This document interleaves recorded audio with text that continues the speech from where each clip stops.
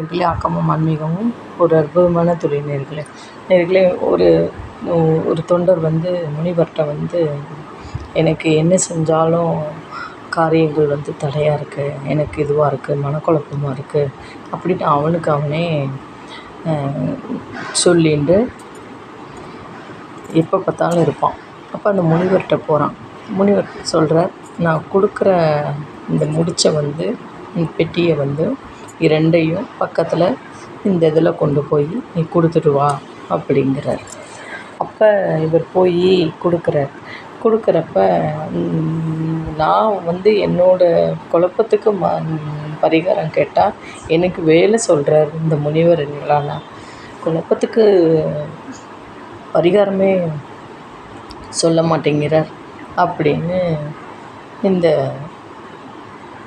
இந்த சீடர் சொல்லவும், சீடரில் தொண்டர் சொல்லவும், அப்போ கொஞ்சம் தூரம்தான் போயிருப்பேன். கொஞ்சம் தூரம் போயிருக்கிறப்ப இப்படி ஆட்டி பார்க்குறாரு. ஆட்டி பார்க்கவும் ஒரு குலுக்கின்னு தான். என்னடா என்னமோ இருக்கு போல் அப்படின்னு சொல்லிட்டு ஒரு கல்லை எடுத்து உடைச்சி உள்ளே இருக்கிறது என்னன்னு பார்த்துட்டார். பார்க்கவும் ஒரு மாதிரி ஆயிடுச்சு. அதில் ஒன்றுமே இல்லை. போய் அப்போ குப்பை அப்படி தான் இருக்குது. முக்கியமானது எதுவுமே இல்லை. அப்போ சீடர் ஞான திருஷ்டியில் கண்டுபிடிச்சிட்டார். தொண்டர் முனிவர் கண்டுபிடிச்சிட்டார். உடனே இந்த தொண்டர் போயிட்டு முக்கால் தூரம் போயிட்டு திரும்பி வந்துடுறார். அந்த காரியம் குரு கொடுத்ததை முடிக்கவே கிடையாது. அப்போ முனிவர் கேட்குறார், போயிட்டு வந்துட்டியா? நான் போனேன், முக்கால் தூரம் போனேன், திரும்பி வந்துட்டேன் குருவே, என்னால் அங்கே போக முடியல அப்படின்னு. இப்போ எப்படி உனக்கு குழப்பம் தீரும்? இந்த ஒரு காரியத்தையே நீ முழுசாக செஞ்சு முடிக்கலை, போகிற வழியிலேயே பூட்டை உடச்சிட்ட, அது பண்ணின, அது என்ன இருக்குதுன்னு பார்த்துட்ட, இவ்வளோ குழப்பமாகிறியே.